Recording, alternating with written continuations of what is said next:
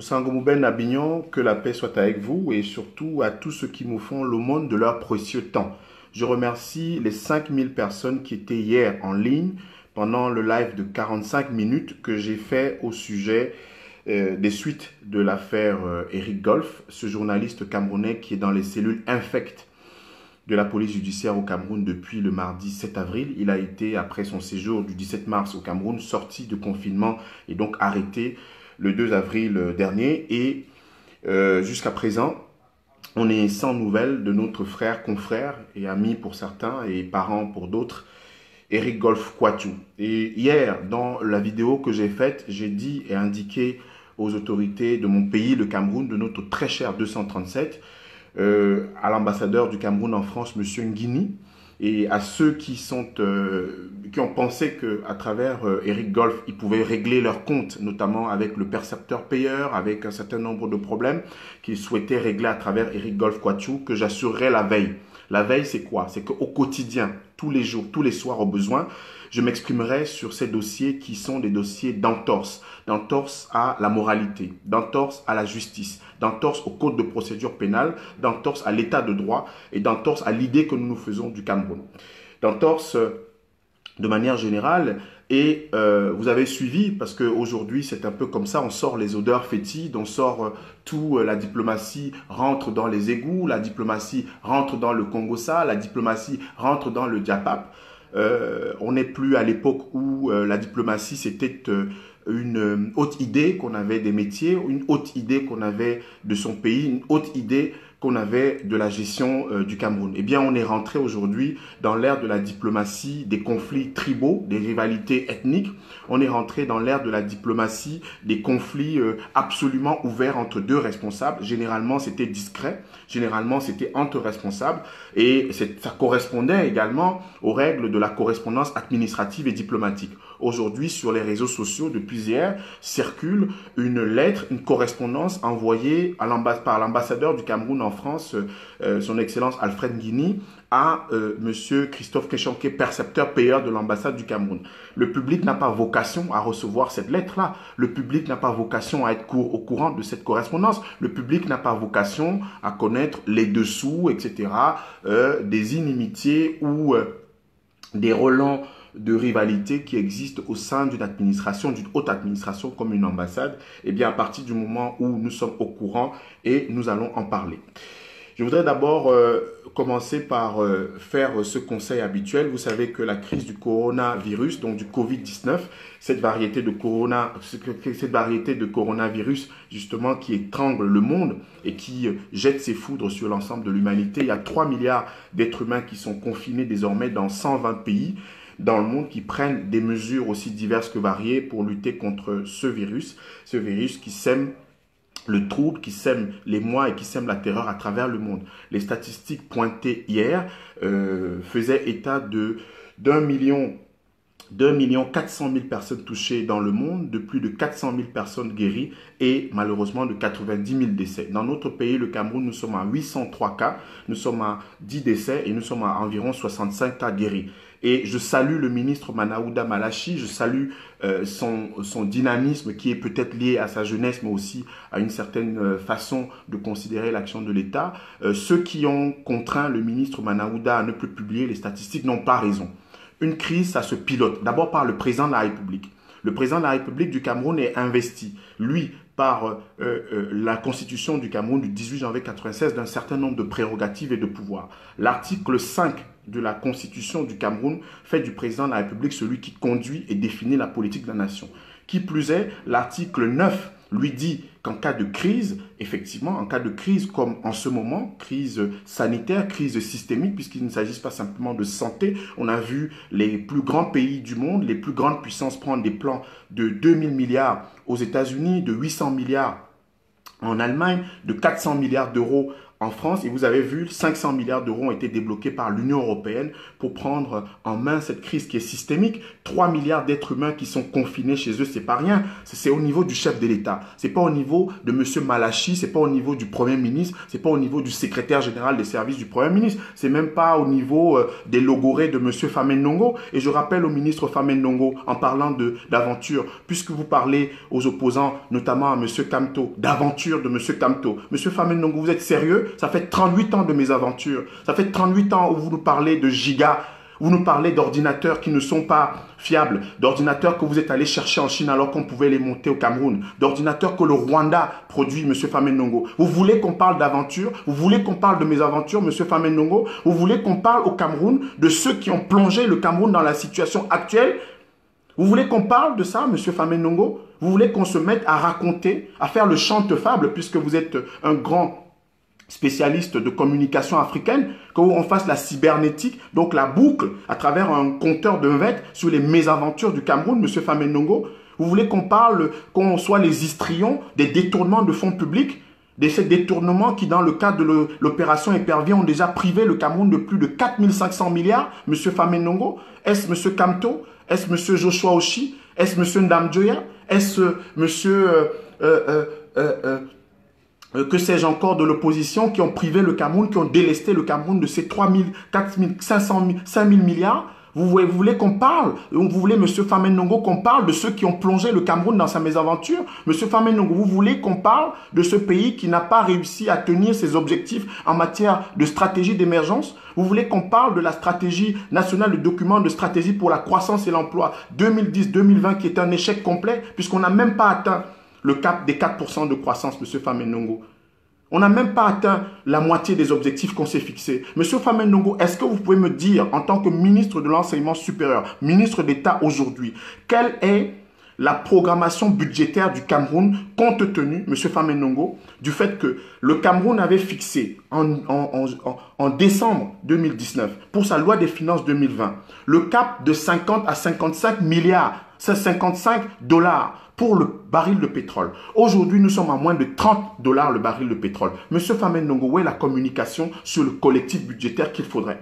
Nous n'aurons plus 444 milliards, monsieur le ministre de l'enseignement supérieur. Le Cameroun n'aura plus 444 milliards de recettes pétrolières dans son budget de 4 951 milliards. Le Cameroun n'aura plus 2 900 milliards de recettes douanières et fiscales dans le cadre de son budget. Le Cameroun aura bien moins de 1 500 milliards parce que notre pays est dépendant de l'extérieur. Nous avons des économies extraverties.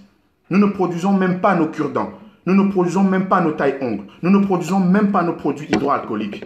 Donc l'incidence sur le budget de l'État sera décisive, M. Famen Ndongo. Vous pouvez nous en dire un mot? Il a suffi, M. Famen Ndongo, que Maurice Kamto précisément, que Nouran Foting mettent en place des cagnottes, mettent en place une opération pour que le gouvernement se bouge, pour que le gouvernement daigne inviter la veille pour le lendemain des opposants représentés, oui, à l'Assemblée nationale, qui n'avaient même pas fait la proposition, qui ne s'étaient même pas manifestés pour cela, pour qu'on les invite la veille pour le lendemain à l'immeuble Étoile, à l'auditorium, alors que Macky Sall, monsieur Famé-Ndongo, Macky Sall que vous connaissez bien, qui est le président du Sénégal, a reçu Ousmane Sonko qui a refusé de reconnaître sa victoire à l'élection présidentielle. Il a refusé de reconnaître la victoire de Macky Sall à l'élection présidentielle. Mais Famé-Ndongo, monsieur Famé-Ndongo, Macky Sall a reçu Ousmane Sonko avec l'ensemble de la classe politique, pas en regroupant les gens comme un troupeau, mais individuellement, monsieur le ministre d'État, individuellement, le président du Sénégal. Et que vous savez ce qu'il a fait après? Compte tenu de la dimension systémique de cette crise, eh bien, il a mis en place un fonds de 1000 milliards de francs CFA et une aide alimentaire de 54 milliards. C'est-à-dire, en clair quoi, monsieur Famé-Ndongo? C'est-à-dire que ce n'est pas ce qu'on appelle souvent chez nous le gros français, le long crayon. C'est clair, c'est simple. On estime que si vous confinez des populations qui vivent du secteur informel, vous savez, monsieur Famé-Ndongo, que chez nous, au Cameroun, il y a des statistiques de l'emploi, du chômage, en matière de chômage, au sens du BIT. Elles varient entre 13 et 20% de la population active au Cameroun. Mais elles sont de 77% si on applique des critères liés à ce qu'on appelle le sous-emploi. Concrètement, ça veut dire quoi? Ça veut dire que celui qui vend, qui est Ben Skinner, celui qui vend les beignets, celui qui se débrouille comme cordonnier au quartier, la Bayam Salam, c'est ça le sous-emploi, c'est ça le secteur informel. Ce qu'on a fait au Sénégal, au pays de la Teranga, c'est quoi? Ce pays où le président de la République, a reçu tous ses opposants. Tous ses opposants ont été reçus au palais présidentiel, sur les bords de mer. Le Cameroun n'est pas sur un isolat, le Cameroun n'est pas sur une île isolée, le Cameroun n'est pas une sorte comme ça d'archipel perdu, le Cameroun est dans le monde. Le Cameroun est dans le monde. Vous ne pouvez pas sortir des citations latines, venir comme ça, faire montre de votre grande maîtrise exceptionnelle de la langue française, alors que nous sommes dans un péril. Le péril, c'est quoi? On a parlé de cet état de nécessité, de cette question d'urgence. Je dis bien, monsieur Famé-Ndongo, vous le maîtrisez plus que moi. L'article 5 de la Constitution fait du président celui qui définit et conduit la politique de la nation. L'article 6 en fait le représentant de l'État.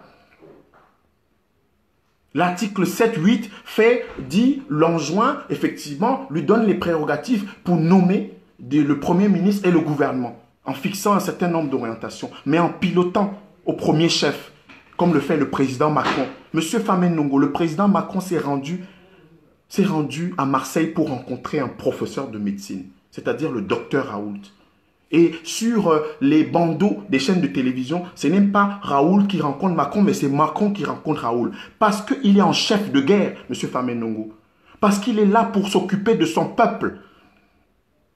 Parce que ici, les présidents ne sont pas des dieux comme ça, des démiurges placés et juchés comme ça sur un piédestal dans le ciel. Non. Non, monsieur Famé-Ndongo, vous ne pouvez pas imputer aux Camerounais la responsabilité de ce que vous avez créé, de ce que vous avez suscité, monsieur le ministre d'État. Vous ne pouvez pas demander aujourd'hui que les Camerounais croient que la responsabilité de la situation du Cameroun, c'est monsieur Kamto, madame Foting ou encore un autre opposant. La responsabilité de la situation du Cameroun incombe à ceux qui ont dirigé le Cameroun, notamment depuis 1982. C'est ça qui est la vérité, comme on dit dans les chansons de Coupé-Décalé. Nassau idée, comme disait notre grand Eco Roosevelt. Nassasa, Nassoso, Naososo, comme disait Prince Nikombarga. Vous ne pouvez pas imputer à des Camerounais qui ont décidé de mettre en place une cagnotte. Monsieur Famé-Ndongo, vous vous rendez compte que c'est après que monsieur Kamto, que madame Foting ait mis en place la cagnotte, que le gouvernement s'est mis à mettre en place, via le secrétaire général des services du Premier ministre, un cadrage de la communication gouvernementale parce qu'il y avait une cacophonie. En imaginant que la stratégie nationale de riposte qui a été mise en place, et on a convoqué un certain nombre, dans la correspondance de M. Séraphin Fouda, on a convoqué un certain nombre de textes de 1998, de 2001, de 1981 sur les questions de communication gouvernementale. Je veux demander, monsieur Famé-Ndongo, comment ça se fait que les lois, les textes réglementaires soient à tête chercheuse au Cameroun? Regardez l'organigramme de la présidence de la République. Il y a un secrétaire chargé des conseils de ministres. Secrétaire. C'est-à-dire que quand les Camerounais cotisent, quand les Camerounais contribuent, payent leurs impôts, payent leurs frais de douane, payent leurs impôts libératoires, qu'est-ce qui se passe? On paye quelqu'un à la présidence de la République à ne rien faire. Où sont les conseils de ministres? Monsieur Atangandi est sorti, il a sorti de sa botte les lois de 1983 et le décret de 85 pour contraindre et pour contrer M. Kamto. Pour contraindre et pour contrer Mme Nourane Fotik et d'autres personnes qui faisaient des appels publics à la générosité. Je veux bien savoir à quel moment, M. Famennongo, à quel moment le ministre Atangandi a réuni l'ensemble des gouverneurs, puisque les Camerounais ne respectent pas les règles de confinement, ne respectent pas les règles qui ont été édictées par le président de la République à travers les 17 mesures qui ont été rendues publiques par le Premier ministre chef du gouvernement. À quel moment, M. Atangandi, respectant la loi, dans le cadre du travail gouvernemental, dans le cadre des attributions et des circulaires présidentielles qui ont été opportunément rappelées par le ministre Séraphin Fouda, à quel moment, M. Famennongo, à quel moment avons-nous entendu, avons-vous vu M. Atangandi, qui connaît le village de Si je savais? Mais ce n'est plus le village de Si je savais, c'est le village de Je n'ai pas su. Nous sommes dans le village de Je n'ai pas su. Dans le village de Je n'ai pas su faire. Dans le village de Je n'ai pas su piloter. Dans le village de je n'ai pas su parler à mon peuple. Dans le village de je n'ai pas su sortir de mon confinement. Dans le village de ceux qui ne regardent l'opposant que quand il prend une initiative. Voilà où nous sommes, M. Famennongo. Ne sortez pas. Nous, il n'y a que les Camerounais naïfs qui viennent écouter vos propos concernant M. Kamto ou d'autres. M. Maurice Kamto, de qui je suis libre de dire ce que je pense ou pas, n'est pas le responsable de la situation du Cameroun. Je le répète et le martèle. M. Kamto n'est pas le responsable de ce qui nous arrive aujourd'hui. Les responsables de ce qui nous arrive au Cameroun en tant que gouvernants, en tant que dirigeants, sont ceux qui dirigent, administrent et gouvernent le Cameroun. Que cela soit entendu et que cela soit clair, Monsieur le ministre d'État. On ne peut pas continuer comme ça à mettre à l'index. On ne peut pas continuer comme ça à stigmatiser. On ne peut pas continuer comme ça à vilipender des Camerounais de bonne volonté, qui ne sont pas de votre bord politique. Quand c'est bien, on l'a dit pour le ministre Malachi, on applaudit de quatre mains. On célèbre ce qui est fait. Quand c'est bien, on dit que les Camerounais sont forts. Quand c'est bien, nous sommes tous comme ça, en fanfare, à dire que l'action gouvernementale est bien menée. Mais quand c'est mauvais, permettez aux Camerounais de le dire, monsieur le ministre. Permettez aux Camerounais de le dire. On ne peut pas continuer délibérément. On ne peut pas continuer délibérément à vivre Vous savez, puisque vous nous avez appris à l'ESTIC un certain nombre de choses concernant la culture générale, la culture cinématographique, entre autres. Le Titanic, pendant que le Titanic coulait, l'orchestre jouait. Et dans le cas du Cameroun, on joue le Munjang, on joue la Siko, comme cette musique qui a précédé cette vidéo en direct, c'est l'Etngola de notre très cher regretté Samson Shoga. Voilà ce qu'il faut dans notre pays. Les unions sacrées dans les autres pays, chez Nana Addo au Ghana, chez Ali Bongo au Gabon, chez Macky Sall au Sénégal, se préparent, s'organisent et tout ça. Le Premier ministre en France a reçu l'ensemble des forces de l'opposition. Monsieur Macron a téléphoné à l'ensemble des forces de l'opposition. Quid du Cameroun? Quid de notre pays? Quid de notre pays? On ne peut pas continuer comme ça à vous écouter parler d'aventuriers, parler d'oiseaux de mauvais augure, d'apprentis sorciers, alors que les auteurs de la mésaventure camerounaise, Monsieur Famennongo, est-ce que vous vous rendez compte de ce que nous sommes? Nous n'avons pas vu organiser depuis 1972 une Coupe d'Afrique des Nations. Étant le pays, parce que si l'Égypte n'avait pas battu le Cameroun en 1986 et en 2008, nous aurions 7 Coupes d'Afrique des Nations. 7. Sans stade dans les quartiers, sans politique nationale du sport et du football viable. On aurait 7 Coupes d'Afrique des Nations, on en a 5, en ayant joué 7 finales, le Cameroun. Mais regardez la situation. On en est à rabibocher, on en est à rafistoler, aller chercher les Turcs, aller chercher les Italiens, aller chercher les Français, Piscini, etc. On est dans l'imbroglio total. Dans l'imbroglio total. Dans l'imbroglio total. Donc j'ai voulu commencer cette vidéo en direct par cette question. Par cette question qui concerne tout le monde, la question du coronavirus. Eh bien, à présent, je vais m'adresser à l'ambassadeur du Cameroun en France, M. Alfred Nguini. Monsieur l'ambassadeur, j'ai lu, comme d'autres Camerounais, votre correspondance adressée à votre collaborateur, le percepteur-payeur, M. Christophe Ketchanké. Vous avez beaucoup de problèmes avec M. Christophe Ketchanké, autant que votre prédécesseur, M. Samuel Vondoayolo, devenu ministre directeur du cabinet civil. C'est-à-dire que M. Christophe Ketchanké, comme je l'ai rappelé, tout simplement, c'est que si on appliquait la réglementation en vigueur, parce que c'est ça le problème, M. Nguini, les diplomates feraient une rotation de 3, 4, 5 ans. Mais comme il y a un système de privilèges au Cameroun, un système qui est laxiste, un système qui est à tête chercheuse, à la volonté exclusive et à la discrétion du chef de l'État, discrétion exclusive du chef de l'État, eh bien, il y en a qui sont prolongés et d'autres qui ne le sont pas.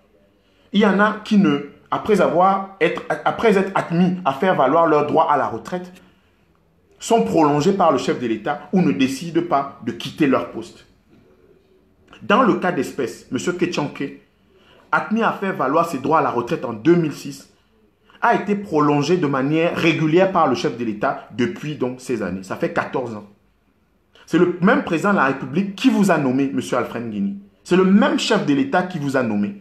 C'est le même président de la République. Alors je ne comprends pas comment vous ne faites pas une lettre directement à votre patron à tous, le président de la République, et à sa femme, parce que je rappelle aux Camerounais que M. Ketchanké Christophe, M.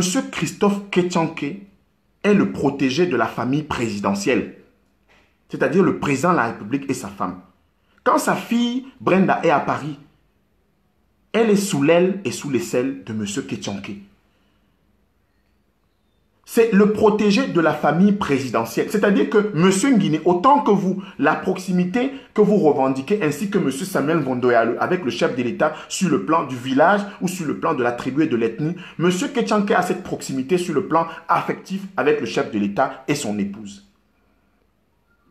Donc, dans votre système, dans le système au niveau de l'État, ce que vous devriez faire, ce n'est pas d'écrire une lettre qui est si peu dans les cordes et dans les canons de la correspondance administrative et diplomatique et qui se retrouve en pâture comme ça dans l'opinion.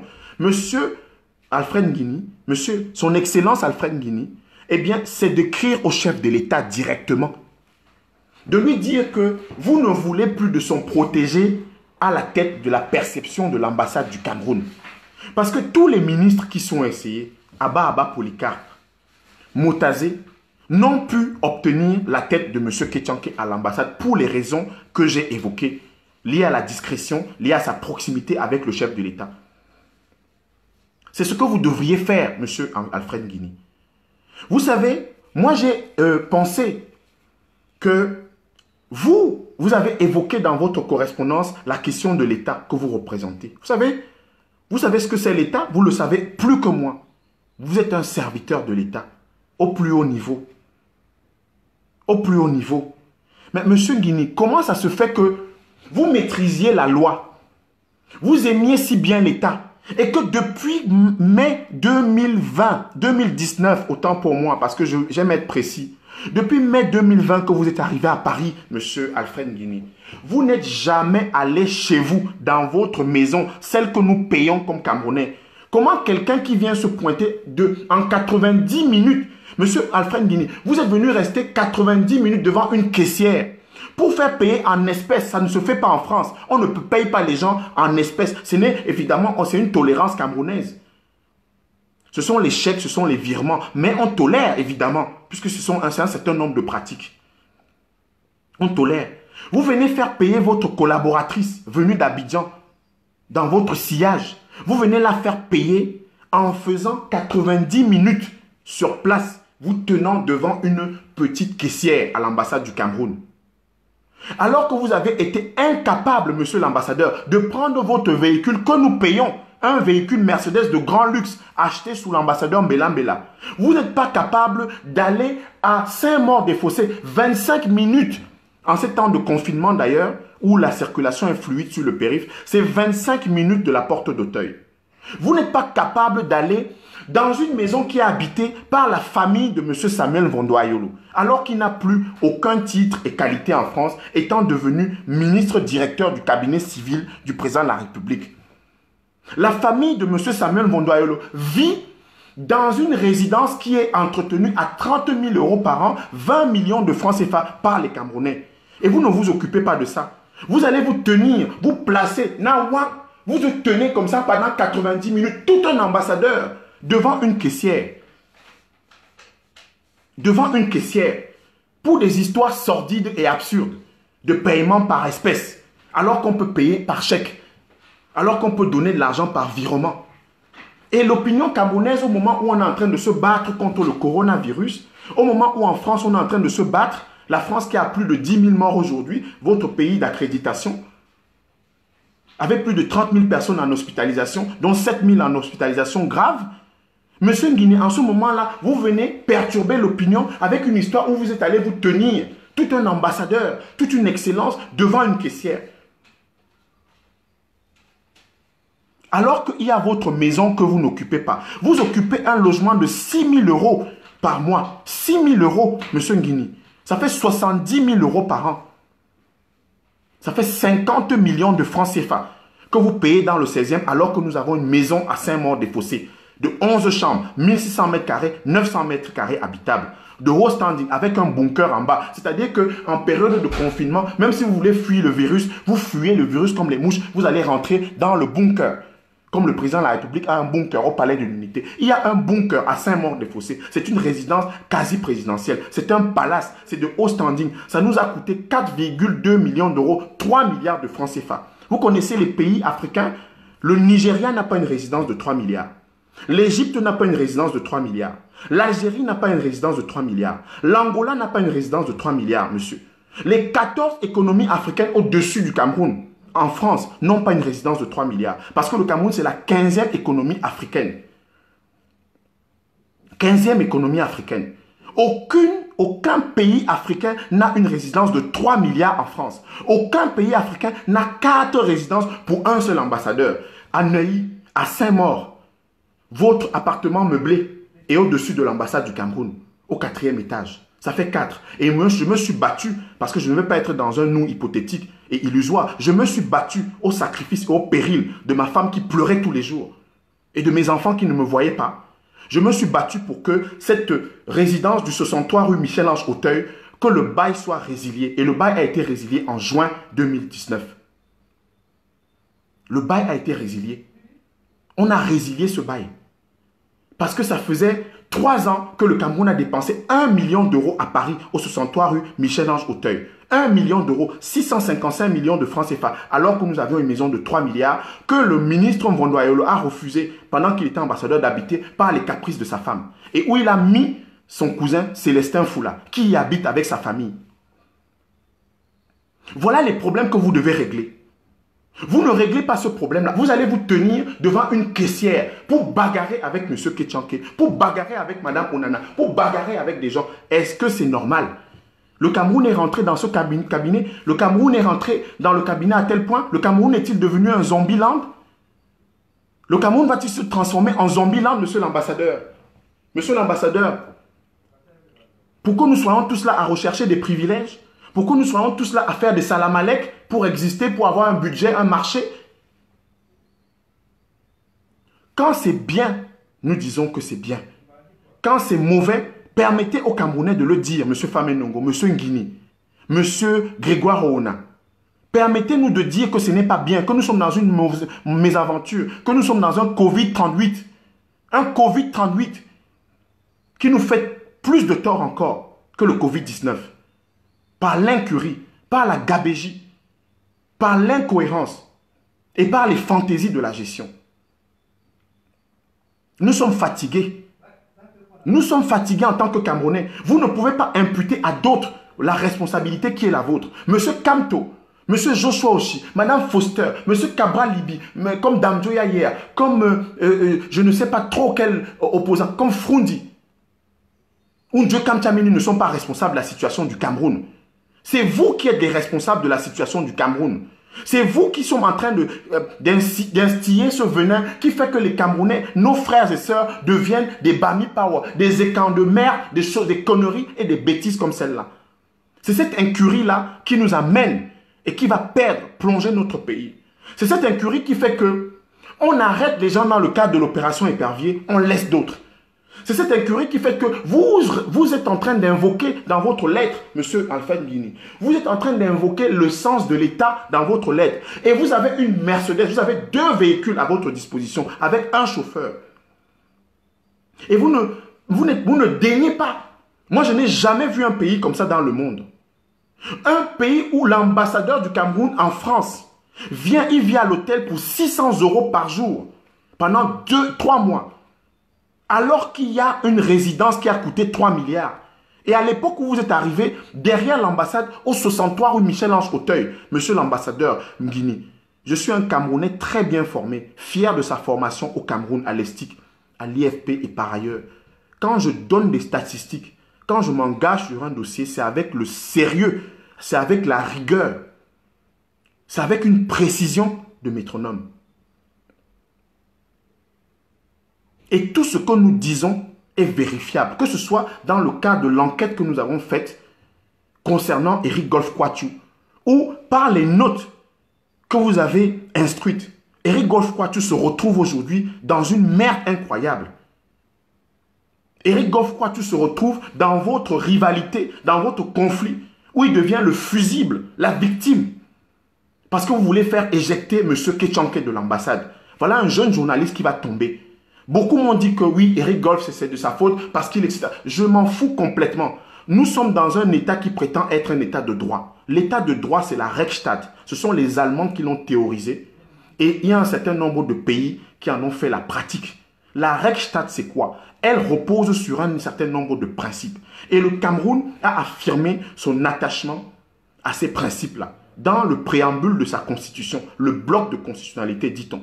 La constitution du 18 janvier 1996, portant révision de celle de 2 juin 1972 et qui a été amendée le 14 avril 2008, eh bien, elle est claire, nette et précise sur l'attachement du Cameroun à un certain nombre de valeurs, principes ratifiés dans le cadre de conventions qui ont été approuvées par l'Assemblée nationale, promulguées par l'Assemblée nationale, votées par l'Assemblée nationale et promulguées par le chef de l'État. Par le chef de l'État. C'est-à-dire que nous sommes fidèles au principe de la Déclaration universelle des droits de l'homme de 1948, de la Charte des Nations unies. Nous sommes fidèles, monsieur l'ambassadeur Nguini. Nous sommes fidèles à la Charte africaine des droits de l'homme et des peuples. Nous sommes fidèles au pacte international relatif aux droits civils et politiques. En leur article 6, la Charte africaine des droits de l'homme, monsieur Nguini, la Charte africaine des droits de l'homme des peuples est claire, autant que l'article 9 du pacte international civil relatif aux droits civils et politiques. Ils sont clairs, nul ne peut être détenu de façon arbitraire. Nul ne peut être détenu de façon arbitraire. Et les articles 8, alinéa 2 du Code de procédure pénale, dont les principes sont tirés de ces conventions internationales sur la question de la présomption d'innocence, nous dit, parce que le Code de procédure pénale, c'est le trait d'union entre la mise en cause et sa sanction. Et le Code de procédure pénale commence à jouer dès le moment où on vous a remis une convocation, dès le moment où le policier vous a convoqué, dès le moment où l'officier de police judiciaire vous a notifié. Le Code de procédure pénale commence à jouer à ce moment-là, monsieur Alfred Nguini. C'est-à-dire que quel que soit le cas, regardez en France où vous êtes ambassadeur extraordinaire et plénipotentiaire, les terroristes de novembre 2015, les terroristes qui ont tué en France des centaines de personnes, ils sont en prison, ils sont à la santé, ils sont à Fresnes, ils sont à Fleury-Mérogis, ils vont être jugés, ils ont droit à un avocat. Il y a un certain nombre d'avocats qui me regardent. Les terroristes, ceux qui ont attenté à la sécurité de l'État français, ils ont droit. C'est-à-dire que le Code de procédure pénale, c'est une philosophie, l'État de droit. On dit que quoi que vous ayez fait, vous avez droit à un avocat, vous avez droit à la justice, vous avez droit à un tribunal, vous avez droit à un procès équitable. C'est cela. C'est cela l'esprit. Donc quand vous parlez d'État, parlez de justice. Quand vous parlez d'État, parlez de cohérence. Quand vous parlez d'État, parlez de droits de l'homme. Parce que la cohérence de l'État, ça la boucle, là, sa substantifique moelle, c'est d'être fidèle à ses principes. Et les principes, je les ai rappelés tout à l'heure. Qu'il s'agisse des responsabilités du chef de l'État à M. Famen Ndongo, qu'il s'agisse de notre attachement à un certain nombre de valeurs concernant la Constitution dans son préambule, un certain nombre de textes internationaux auxquels nous avons librement adhéré. Donc que ce soit la DGRE, que ce soit la DGSN, que ce soit la police de manière générale, on n'a pas le droit d'amener un Camerounais, un citoyen camerounais, de le traîner dans des cellules infectes sans la notification, sans précision, sans que le procureur de la République puisse contrôler la garde à vue, parce que les articles 218 et 221 du Code de procédure pénale sont clairs sur les questions de détention. Regardez Paul Chouta, regardez un certain nombre de Camerounais qui se retrouvent dans les cellules de prison, qui se retrouvent en prison au-delà de 6 mois, parce que le Code de procédure pénale nous dit, article 218, que quand on est dans le cas d'un délit, comme la diffamation, etc., c'est 6 mois, renouvelable 2 mois. Ça veut dire que si vous avez commis un délit de cette nature, si vous êtes en détention préventive, vous faites au maximum 8 mois de prison. Mais ça fait 1 an, plus d'1 an que Paul Chouta est en prison. Monsieur l'ambassadeur, vous ne parlez pas de ces questions d'État. Monsieur Atangandi ne parle pas de ces questions-là. Vous venez nous convoquer la loi. Vous venez nous convoquer les textes réglementaires parce que vous voulez museler les opposants. Vous voulez museler des Camerounais. Vous voulez être dans une attitude liberticide. Et il y a des Camerounais que ça plaît. À qui ça plaît? Il y a des Camerounais qui vous frappent des mains parce que vous combattez Kamto, parce que vous combattez un Bamileke, parce que vous combattez quelqu'un qui ne va jamais prendre le pouvoir à cause de son ethnie ou passe par le fait de son ethnie. C'est cela le Cameroun. C'est comme ça qu'on a transformé le Cameroun. On nous dit que la responsabilité de la situation du Cameroun, c'est M. Kamto. Où est-ce que vous avez vu que M. Kamto est responsable de ce pays? Les responsables de ce pays sont ceux qui gèrent ce pays. Sont ceux qui gèrent le Cameroun. Demain, quand il aura le pouvoir ou pas, ou quand M. Libi ou M. Joshua Oshi va gérer, on va juger sur pièce. Mais pour l'instant, ceux qui gèrent le Cameroun sont ceux qui sont responsables de la situation du Cameroun. Sont ceux qui sont responsables de la situation du Cameroun. Vous ne pouvez pas attribuer les mésaventures du Cameroun à d'autres. Vous ne pouvez pas. Et donc, pour revenir à notre dossier, parce que c'est un tout, monsieur l'ambassadeur du Cameroun en France, je le dis parce que j'aurais pu me taire, monsieur Nkini, j'aurais pu raser les murs, j'aurais pu me tenir droit, parce que promoteur de la maison des Camerounais de France, j'aurais pu me dire qu'il faut que je sois ami avec vous. Mais il ne faut plus que les Camerounais soient en train de chercher l'amitié avec les responsables pour leurs intérêts ou pour leurs projets. Je n'en veux pas. Cette amitié-là, je n'en veux pas. Les amis qui sont les miens, au sein du régime, ministre, consul, vice-consul, ambassadeur ou ex-ambassadeur, que sais-je encore, ce sont des amis, c'est une fraternité camerounaise. Ce n'est pas une fraternité de concupiscence, de collusion ou de mensonge. Chaque fois que j'ai fait, que ce soit une consultation, que j'ai participé comme je l'ai fait au site de l'ambassade du Cameroun, au magazine de l'ambassade du Cameroun, un certain nombre de notes sur les questions stratégiques, d'émergence, de sécurité nationale. Je l'ai fait parce que c'est un enfant du Cameroun, formé au Cameroun, produit made in Cameroun qui en était fier. Et parfois, vous n'en faites même pas bon usage. Parfois, que ce soit le président de la République ou les ambassadeurs, vous n'en faites pas bon usage. Pourquoi? Parce que pour vous, l'État, ce n'est que vous. Ce n'est que votre bonheur, ce n'est que votre place. Et quand il faut prendre ses responsabilités, tout ce que vous faites, c'est d'aller vous pointer devant une caissière, une petite caissière, à l'ambassade du Cameroun, dans un conflit avec M. Ketchanke Christophe. Nous n'acceptons pas ça. Et si les Camerounais acceptent cela, qu'un journaliste comme Eric Goff-Kwachu soit en prison, aux portes de la prison, parce qu'il est la victime collatérale de votre conflit avec M. Ketchanke. Si les Camerounais acceptent que la maison de Saint-Maur soit habitée par la famille de M. Mvondo Ayolo, moi je ne l'accepte pas, monsieur l'ambassadeur. Je n'accepte pas que vous habitiez dans une maison à 70 000 € par an, alors que nous avons une maison qu'on a achetée à 3 milliards et qui nous coûte 30 000 € de dépenses d'entretien par an. La famille de M. Mvondo Ayolo n'a plus à habiter la maison du Cameroun. Dans les 14 appartements et résidences, les biens de l'État du Cameroun, recensés par ma modeste personne en Île-de-France, il faut que ces gens-là sortent. Les colonels à la retraite, les capitaines Eman et les autres qui ont pris l'argent du Cameroun, qui ont pris les biens du Cameroun à leur compte, doivent sortir de cette maison. Il faut faire l'audit de nos biens à l'extérieur. Parce que quand le président de la République, Paul Biya, fait Un fonds de solidarité aussi ridicule dans son montant. 1 milliard, c'est ce qu'a coûté l'argent de la bière en fin d'année au Palais de l'Unité. L'argent de la bière.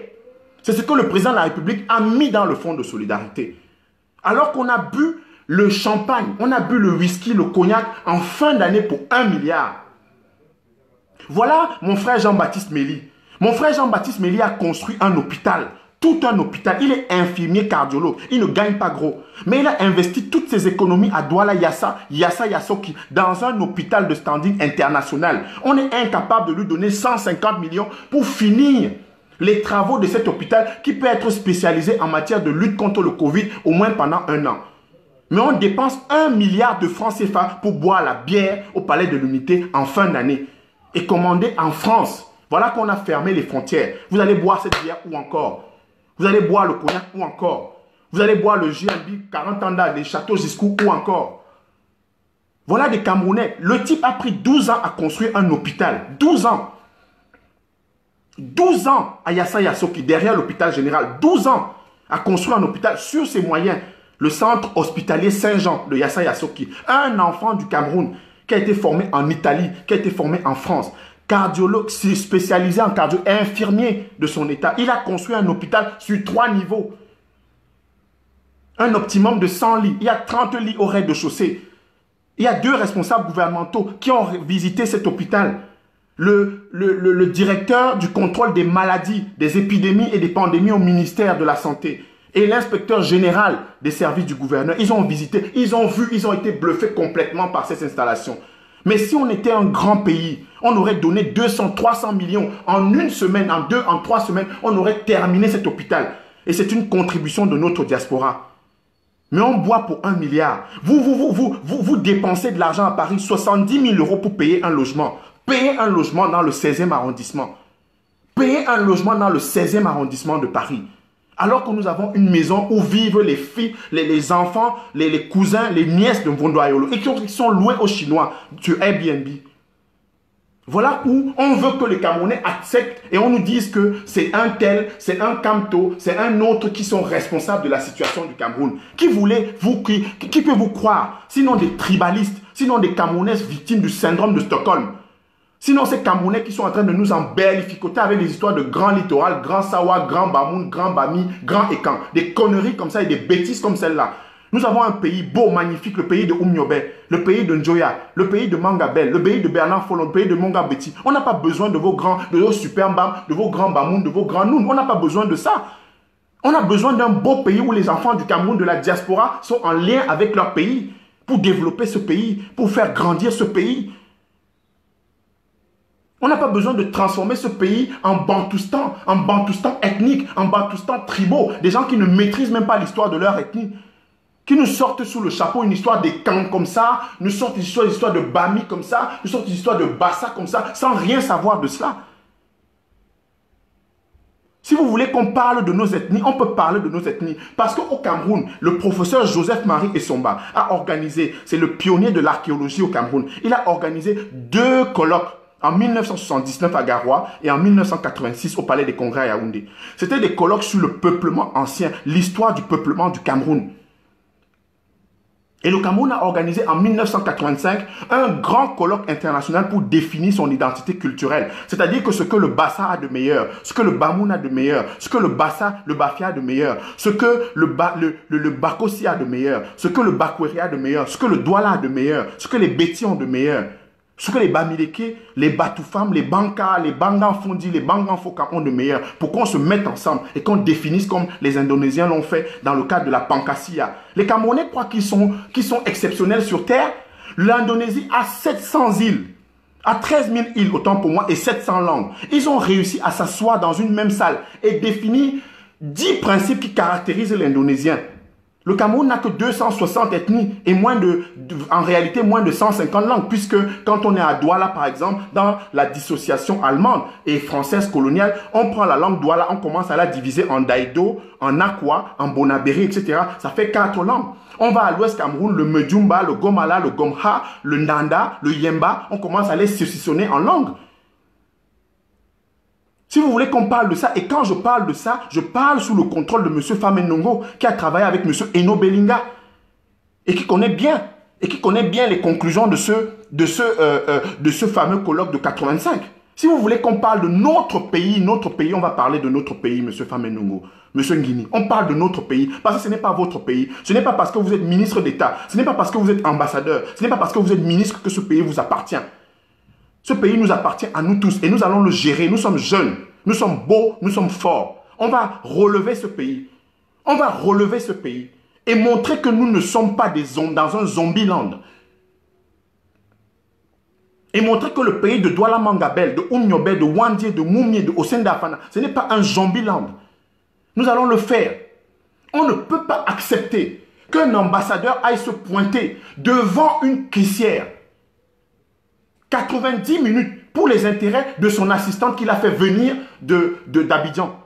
Alors qu'il est incapable d'aller voir la maison. À quoi nous servent nos services de renseignement? À quoi nous serve la police? À quoi nous sert la diplomatie? Si les biens du Cameroun sont laissés en errance comme ça, monsieur l'ambassadeur, vous allez vous pointer devant une caissière 90 minutes alors que vous êtes incapable de prendre 30 minutes pour aller à Saint-Maur, prendre possession de votre bien ou tout simplement voir ce qui s'y passe. Est-ce que c'est normal qu'au Cameroun, en Île-de-France,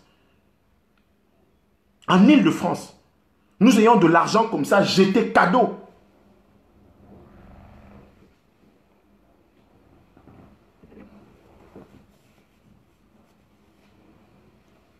Cette situation, monsieur l'ambassadeur, hier, dans la vidéo que j'ai faite, j'ai dit que je suis prêt à faire des vidéos tous les matins, tous les soirs. Déjà, tant que Eric Golf Quatu n'est pas dehors. Ensuite, pour les questions qui concernent mon pays, notre pays, parce que ce n'est pas votre pays uniquement.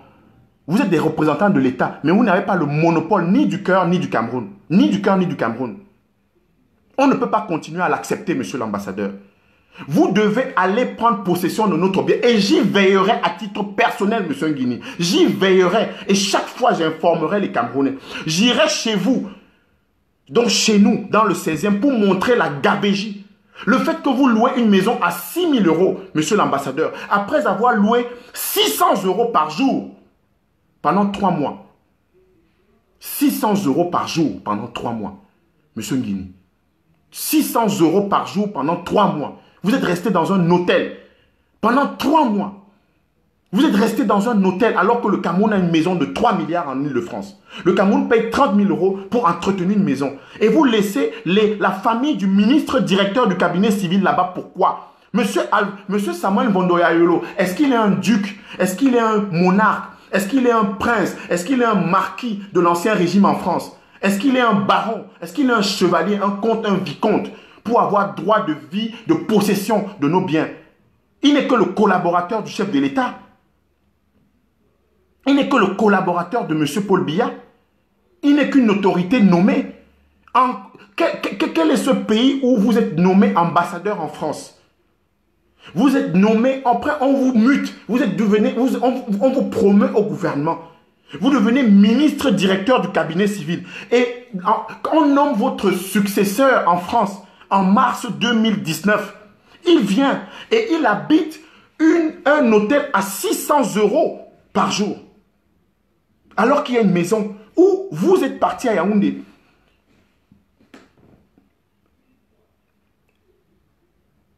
Intégrez vos fonctions au cabinet civil et vous avez laissé votre cousin dans la maison du Cameroun.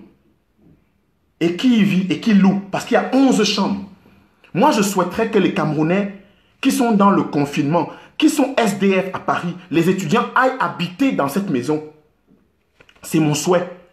On ne peut pas laisser un bien du Cameroun comme ça à la possession de ceux qui bouffent, de ceux qui mangent, de ceux qui profitent du Cameroun. Monsieur Nguini, le Cameroun consent beaucoup de bénéfices pour sa diplomatie. Très souvent, même pas avec les résultats qu'on attend. Parce que notre diplomatie en France aurait pu nous permettre d'atteindre les 7% que le Cameroun envisageait entre 2010 et 2020 pour être en plein régime dans son document de stratégie pour la croissance et l'emploi, qu'entre autres ont rédigé M. Mbassadine, devenu maire de Douala. C'est ça qu'on attend de Paris. C'est ça qu'on attend de vous, que vous boostiez la coopération décentralisée dans tous les domaines, dans les questions de transformation de nos matières premières locales. Les questions de transformation de notre cacao qui n'est transformé qu'entre 20 et 30%. J'ai animé dans le cadre de l'Office national du cacao et du café avec Madame Chan et d'autres personnes les journées camerounaises du cacao et du café.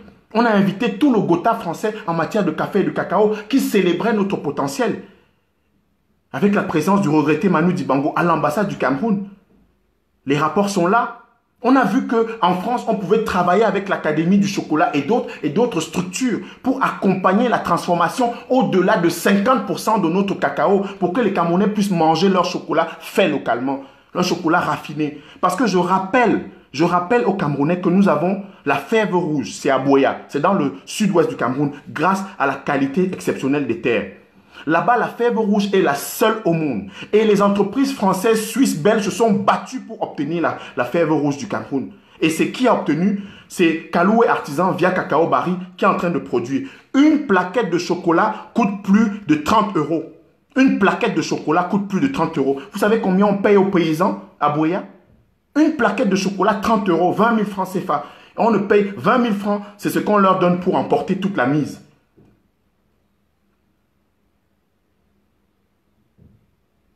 Donc voilà, monsieur Alfred Nguini.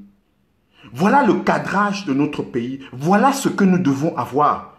Si vous étiez si soucieux de l'État, si soucieux de notre pays, de son image, vous irez habiter chez vous. Vous seriez en train de mobiliser les Camerounais de France, les Camerounais dans le domaine économique, dans le domaine médical, dans le domaine culturel.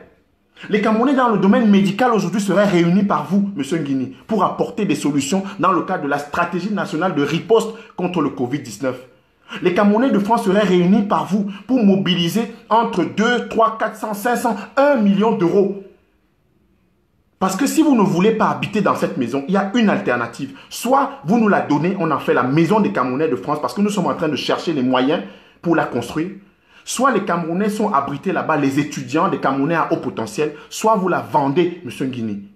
Soit le Cameroun vend cette maison au 52 avenue Albert Ier à Saint-Maur-des-Fossés, à 25 minutes en voiture et à 20 minutes en train. Voilà la vérité. Et nous allons vraiment nous occuper de cela. Parce que nous n'allons plus laisser les Camerounais être comme ça, spectateurs, gober des choses où on impute à des opposants ou à d'autres Camerounais la responsabilité de ce qui nous arrive, où on jette en pâture dans l'opinion un certain nombre de Camerounais, de personnalités, hier qui étaient considérés comme les grands professeurs ou des personnes qui ont activement ou ont été instrumentales dans le procès Bakassi et d'autres. On ne va pas leur imputer la responsabilité de la situation du Cameroun. Je refuse et je refuserai. J'ai écrit en 2016 de ne pas faire de M. Kamto le nouveau Biya. Parce que pour moi, il n'y a pas de Deus ex machina. Il n'y a pas d'infaillibilité pontificale.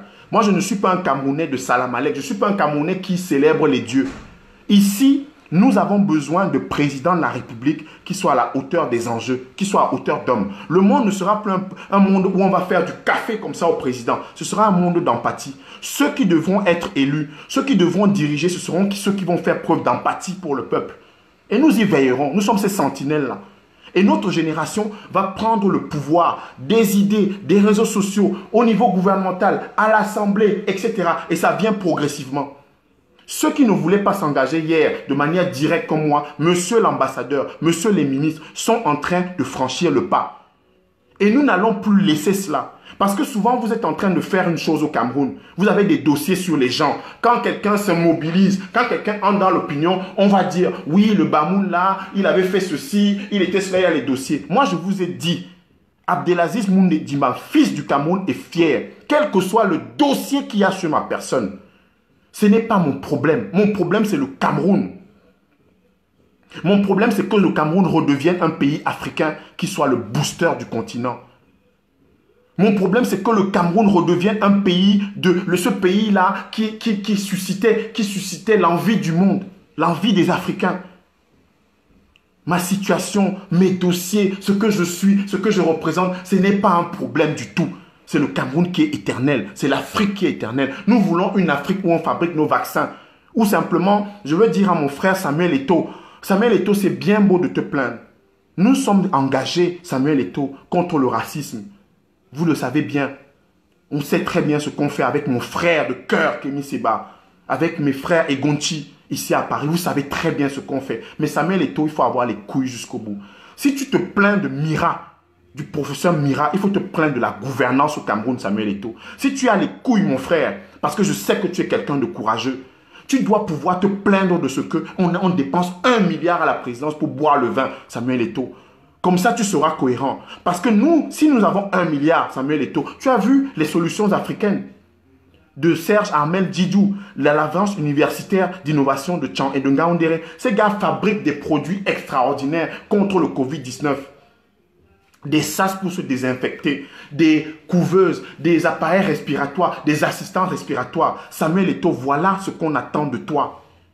Ça va ce qu'on attend de toi, de dire merde, d'utiliser ton aura, ta capacité de footballeur africain, géant du 21e siècle. Voilà ce qu'on attend, mon cher Samuel Eto'o. Voilà ce qu'on attend, que tu dénonces à juste titre Mira. Parce que Mira, nous allons nous occuper de Mira. Mira sera condamné dans ce pays, la France. S'il n'est pas condamné en France, il sera condamné ailleurs. Nous sommes en train de travailler pour ça.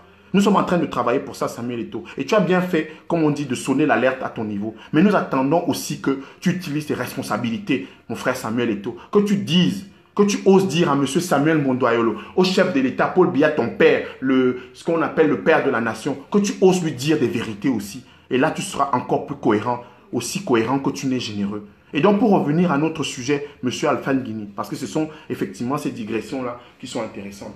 Dans le cadre de cette action, M. l'ambassadeur, puisque j'ai lu dans votre lettre, je n'ai même pas vocation à la lire. La lettre est publique. M. l'ambassadeur, fort heureusement, vous avez évoqué l'État. Fort heureusement, vous avez évoqué l'État dont l'intérêt général est collectif. Et l'État, c'est nous. L'État, ce n'est pas simplement ses représentants. Dans la Constitution, dans l'article 5, on dit que le président est le représentant de l'État. L'État comme entité juridique, etc. Mais l'État aussi comme collectivité, au sens sociologique, au sens philosophique et au sens africain du terme. C'est nous tous. C'est vous, c'est nous, c'est moi, c'est chaque Camerounais qui me regarde ici.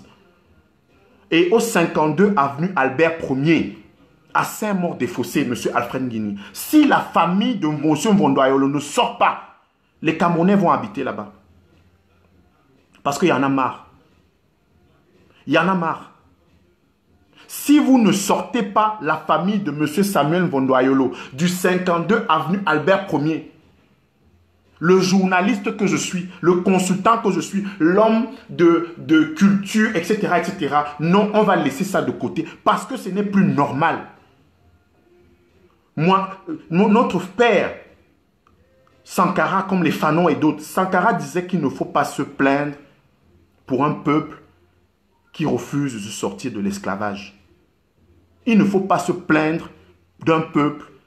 Il ne faut pas plaindre le sort de gens qui ne refusent de se sortir de l'esclavage. On ne peut pas continuer à accepter cela, monsieur l'ambassadeur. Les conforts, les privilèges, les appétences au salam-alek, cette façon d'être camerounais où le préfet, le sous-préfet, le gouverneur, le ministre, le consul, le vice-consul, le président, l'ambassadeur sont les dieux. Pour moi, philosophiquement, africainement, je le refuse. Je le refuse absolument. Vous savez, parfois, quand on discute dans le débat public, on invoque nos ethnies. On vous dit, vous êtes Bamoun. Oui, chez les Bamoun, dans la structuration de l'État précolonial, il y a des organes qui ne se décoiffent pas devant le roi. C'est-à-dire des organes qui jugent le roi. Ça s'appelle le Mwengu. Le Mwengu, ce sont des gens qui, pendant le Ngouan, qui est devenu plus simplement, pas simplement folklorique, mais aussi qui est un reflet. Le Mwengu, on ne se décoiffe pas devant le roi quand on est dans l'organe de justice. C'est-à-dire que quand on juge le roi des Bamoun, il est enlevé, il est déchargé de tous ses attributs de roi. Et on le juge. Parce qu'on dit, dans la langue Bamoun, ne font pas Ngunga. Et puis Ngunga en font, ce sont les gens du Mwengu. C'est-à-dire que les oreilles du roi, ce sont les herbes là. Et les herbes là, c'est le Mwengu. C'est-à-dire qu'ils entendent les récriminations du peuple. Ils entendent aussi, oui, les atalakou du peuple, mais surtout les récriminations. Et c'est ce qu'ils viennent porter au roi, au jugement. Au besoin, le destituer. Il y a eu des rois destitués sur notre continent, l'Afrique, monsieur l'ambassadeur Alfred Guinée. Destitués, des rois destitués. Dans l'Ouest Cameroun, des rois destitués parce qu'ils n'avaient pas tenu la charge, parce qu'ils n'étaient pas à la hauteur de leur charge, parce qu'ils avaient trahi leur peuple. Et c'est cela que nous voulons. Parce que notre continent, monsieur Alfred Guigny, contrairement à ce qu'on dit, c'est le continent de la première charte en matière de droits de l'homme dans le monde. 1225, la charte du Kouroukoun Fara, c'est-à-dire que la charte de Soundiata Keita et de ses chasseurs, qui disait que tout homme est homme. Et c'est ce que Barthélemy Boganda, notre voisin et frère, parce que ce sont nos frères, les Baya, les Boganda sont les Baya de Centrafrique, ce qu'on appelait l'Ubangi Chari, qui appelle Zouokouezo, tout homme est homme, et qui avait proclamé l'égalité de l'homme et de la femme. C'est avant la Magna Carta anglaise, c'est avant 1791, la charte des droits de l'homme, la déclaration des droits de l'homme et du citoyen en France. Donc 1225. Je rappelle aux Camerounais que quand j'évoque le Mali, je ne parle pas d'un pays imaginaire où quand on tue des femmes et des enfants au Cameroun, de manière sommaire, de manière sauvage, on va nous dire que c'est au Mali. Je parle du Mali de nous tous. Le Mali qui est la matrice des peuples Peul du Cameroun, c'est vrai, mais aussi de les Bamaha et les Bamileke. Au sud de Bazou, il y a une composante du pays Bamileke qui s'appelle les Bamaha. Ils viennent directement de Soundiata Keita. Ils connaissent très bien cette histoire. Les Bamaha, ce sont les Bamileke qui ont une souche malienne. Parce que le fondateur du royaume Bamaha vient du Mali, de chez Soundiata Keita. Et donc quand je parle de ça, je ne parle pas d'une entité coloniale divisée par la conférence de Berlin en 1884-1885 avec nos histoires, nos cocardes africaines où je suis camerounais et j'insulte les Maliens. Non, je parle de l'Afrique éternelle. Je parle de l'Afrique qui parle au monde. Je parle de l'Afrique du Kouroukan Faka, donc de la charte du Mandé. Et donc, quand tout à l'heure j'évoquais le bloc de constitutionnalité camerounais, je ne suis pas dans une sorte de digression comme ça, avec une sorte de tropisme occidental. Non, je ne suis pas quelqu'un qui cite bêtement des histoires d'occidentaux ou de blancs, de Bakala ou de Nassara. Non, c'est une cohérence. Parce que dans mon pays, le Cameroun, en 6e, 5e, 4e, 3e, j'ai appris l'essentiel de ce que je sais aujourd'hui, puisque en 5e, on m'a évoqué Soundiata Keita et j'ai creusé. Je ne suis pas resté à ce que M. Abé Soloma a appris. Parce que l'école, ce n'est pas de bûcher pour avoir le CEPE ou le BEPC ou le bac. L'école aussi, c'est d'apprendre à apprendre. Et j'ai appris à apprendre dans mon pays, le Cameroun. J'ai appris à apprendre dans mon pays, le Cameroun. Et c'est ce qui me permet aujourd'hui d'être fier, de dire que les produits made in Cameroun peuvent transformer leur pays. Mes amis et frères Essouma, Bertin Coindieu et Bédé, etc., dont je suis fier de la fraternité camerounaise avec notre ongolaïsme, parce que nous sommes des enfants de Yaoundé. Je suis un enfant Bamoun du pays du Noun, effectivement, par mes origines, mais je suis un enfant de Yaoundé. Yaoundé. Et mes frères et sœurs qui pensent qu'on va nous enlever ça de la tête, jamais je ne retirerai de ma tête que je suis un enfant de Ngola, de Yaoundé, où j'allais regarder le Pakoum, le canon Pakoum, où j'ai connu mes premières sensations, où le beignet haricot, de la brique, le soya de la brique, ce sont ces madeleines de Proust, ce sont mes odeurs. Et vous n'allez pas transformer ce pays en rivalité écambamiliquée devant nous tant que nous sommes là. Et monsieur l'ambassadeur, nous y veillons. Tout à l'heure, j'évoquais, et les Camerounais ont l'impression, et je leur dis que les chefs signeurs existent. J'ai utilisé une expression hier, une jamiette, c'est-à-dire la viande du buffle qui est dure. Les chefs signeurs existent. Et je l'avais dit, on l'avait dit clairement, que même si je ne m'occupe que du dossier des résidences de l'ambassade, je m'en fous complètement de ce qu'on en pense. Même si c'est une fixation, je le ferai. Parce que quand on fait économiser 180 000 € par an à son pays, le Cameroun, je l'ai fait en tant que Camerounais modeste citoyen. Le Cameroun ne paye plus 180 000 € par an. Et je suis fier de cela, M. Nguini, M. Mvondo-Ayolo. Je suis fier que votre fille, M. Mvondo-Ayolo, n'habite plus dans une résidence payée par les citoyens camerounais à 15 000 €, 10 millions de francs par mois. Je suis fier que le Cameroun ait économisé 120 millions. 120 millions qu'on peut mettre désormais dans le fonds de solidarité, ridiculement abondé à 1 milliard de francs CFA. Je suis fier de cela. Je suis fier que l'enfant du directeur du cabinet civil n'habite plus sans titre ni qualité la maison, notre maison camerounaise. Je suis fier de cela. Et si les gens pensent que c'est une fixation, j'assume cette fixation parce que c'est une fixation positive. C'est une fixation haute. C'est une fixation de grandeur. Parce que l'intérêt général et collectif est ce qui porte. Mon fils Adib, moi je n'ai pas envie de laisser des villas à mon fils. Hein. Je n'ai pas envie de laisser des immeubles à mon fils. Hein. J'ai envie de laisser des valeurs à mon fils. J'ai envie de laisser mes valeurs à mes filles, à mes enfants. Je n'ai pas envie que mes enfants disent demain que j'ai un immeuble Abdelaziz Moundé. Je m'en fous complètement. Je veux que mes enfants mes enfants retiennent que j'ai été un grand Africain, que j'ai défendu l'Afrique, pas non seulement dans les cocards, en luttant contre ceux qui nous disent qu'on a les vaccins, mais en dénonçant ceux qui nous pillent, ceux qui nous détournent, ceux qui prennent l'argent du Cameroun pour venir se soigner à 3 milliards. Le Cameroun a payé 3 milliards pour soigner Sadou Ayatou, Belinga Eboutou, Nyan Difendi, Nkava Yege Djibril. Les factures à l'hôpital universitaire, les hôpitaux universitaires de Genève, à l'hôpital de Neuilly, à l'hôpital de Foch, à Suresnes, le Cameroun a payé 3 milliards de factures. 3 milliards de factures. Alors que ça pouvait permettre de nous construire des hôpitaux de grande référence et de qualité chez nous. C'est ça l'Africain que je veux être. Je ne veux pas être un Africain qui laisse le meuble chez lui. Au Cameroun, où on dit que non, Abdelaziz Mounda a construit des châteaux. Je ne veux pas être cet Africain. Ça pourra arriver. Ce sera possible et ce sera bien pour mes enfants. Mais je ne veux pas être cet Africain-là. Ça pourra arriver, je peux avoir ça. C'est pas grave. Mais je veux laisser des valeurs à mes enfants. Et je sais que nous sommes nombreux à vouloir laisser des valeurs à nos enfants. Je ne veux pas que ma famille soit fière de moi parce que je suis docteur, je suis un grand journaliste, je suis ceci. Je veux que ma famille soit fière de moi pour les valeurs que je défends. Je veux que ma famille soit fière de moi pour les valeurs africaines, les valeurs camerounaises qui font que le ministre, l'ambassadeur ne peuvent plus fonctionner dans la gabégie. Dans la gabégie la plus complète, la gabégie la plus absolue, la gabégie totale. Je veux que mon fils soit fier de moi pour dire que demain, je me suis battu comme un beau diable pour que Ngannan, pour que chaque Camerounais qui est injustement incriminé ou bien qui est traîné dans les géoles puisse sortir. Que Eric Golf Kouachou, quoi qu'on dise de lui, soit dans ses droits. Voilà ce que je veux. Voilà ce que je souhaite être comme Africain. Je veux que mes enfants retiennent cela. Je veux que ma famille retienne cela. Demain, si je suis emporté par quoi que ce soit, si je ne suis plus de ce monde, voilà ce que j'aimerais qu'on inscrive en épitaphe sur ma tombe. Je ne veux pas qu'on vienne me célébrer sous les pieds de mon immeuble ou de ma maison cossue en France ou ailleurs. Ce n'est pas ce que je veux, ce n'est pas mon aspiration, ce n'est pas mon rêve et je le dis de manière cohérente et assumée. Nous avons un pays à relever. Nous ne voulons pas que le Cameroun soit un zombie-land.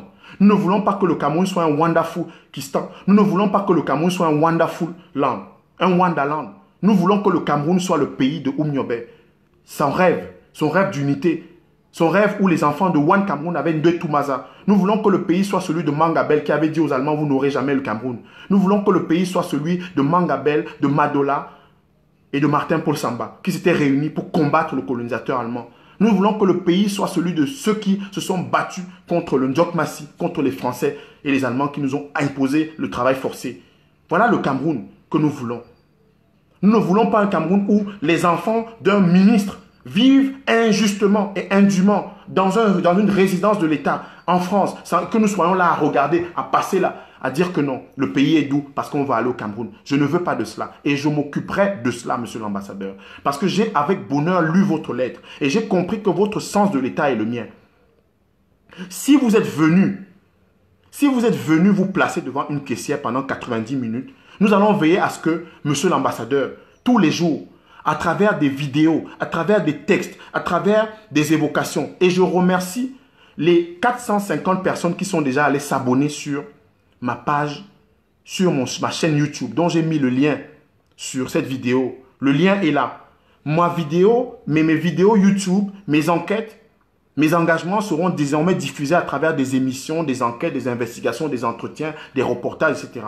Et donc, il y a 1406 personnes qui regardent, mais à peu près 4000 qui sont en ligne.